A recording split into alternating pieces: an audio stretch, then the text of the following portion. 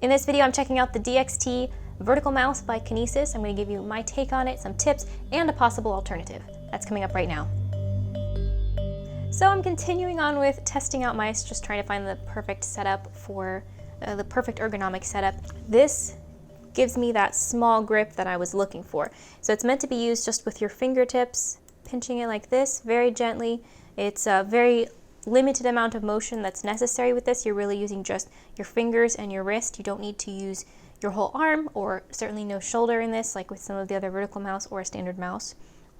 So it does provide you with this angle. It's not quite vertical, not quite flat. It's just slightly angled, and I do find this to be a comfortable position after trying it out. So the other good thing about this is you can just switch right over between left or right-handed just by pressing this button. It'll reverse all of your controls. So that is nice. But let me tell you 3 things that I absolutely hate about this mouse. First of all, it is tall. So when I'm going from my keyboard back to the mouse and I'm not looking at what I'm doing over here, I'm focused on my work, I keep knocking it over. And this is not something that's happened once or twice.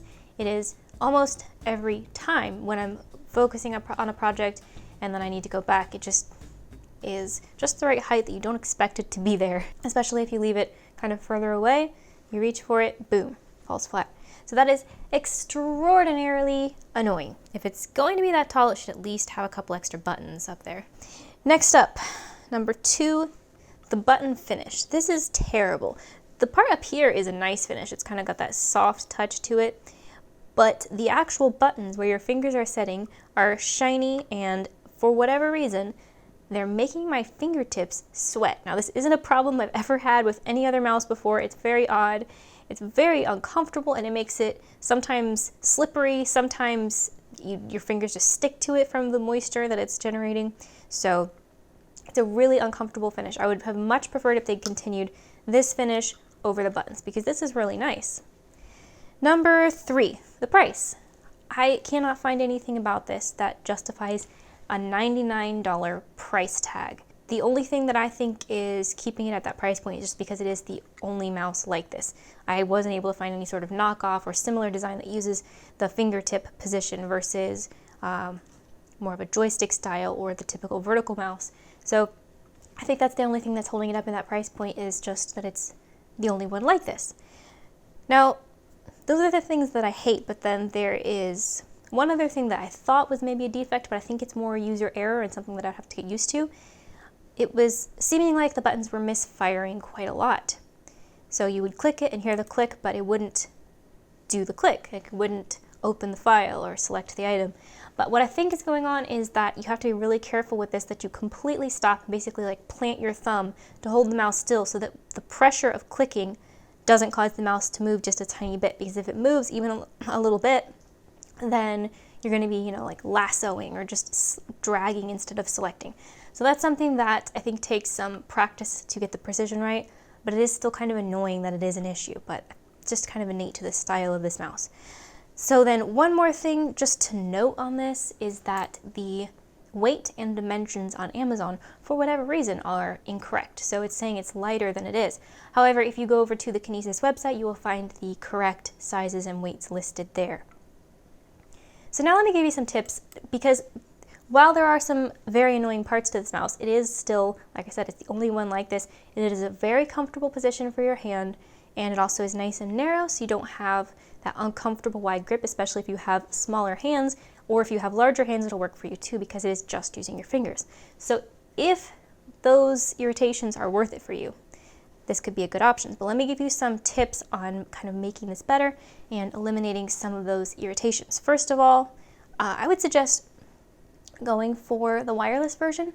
If you look at the wired version, the cord comes out right here at the front, which I find that I like to switch my position a little bit. This is the correct position where you're just very much at the back side of the mouse there, but I like to kind of scoot my hand forward and just kind of get a different position there once in a while. The cord would get in the way. So I'm really not sure why the corded version doesn't have it come out there where it wouldn't be in the way. And the next tip I would say is play around with the adjustable DPI in combination with the sensitivity speed settings on your computer, on whatever device you're using. Because personally I found I like the lower DPI, but just turn up the speed a bit on my computer, and that gave me the best level of accuracy for what I was working on. One more thing with the button surface that's so uncomfortable, you can just change the surface. So I even just stuck some sticky notes on there to test this out. So just with changing it to a paper type surface, it was already a lot more comfortable. So I would probably add some sort of stickers like a vinyl decal or something that has a texture, just until you find something that is more comfortable and doesn't make your fingertips get sweaty. It gives you just the right amount of grip. Of course, you can use a wrist rest with this. Just your standard one that's built into the mouse pad is okay. Or also I like to just take this nice padded notebook that I've got and rest my entire arm on that. I find that quite comfortable. So it is possible to use those types of wrist support with this mouse. It doesn't get in the way at all, I've found. Thanks to everyone who offered advice on the last ergonomic mouse review video. I went through everyone's suggestions and I did end up going with a Trackball, like a proper one this time. So thanks to Vic Morrow's Ghost and Desert Fox 71 for your input and suggestions on the trackballs. So this is now my absolute favorite mouse that I've ever used. So I won't rave about it here too much, but yes, I would absolutely choose that over the vertical mouse now that I have tried both. If you are really against trackballs, but you didn't have much success with other types of mice or other vertical mice that are kind of too chunky, like the problem I had, then this is still a valid option. I do like this mouse, I just like the other one way more. Let me know in the comments if there is a mouse or a trackball that you've tried that you just absolutely hated.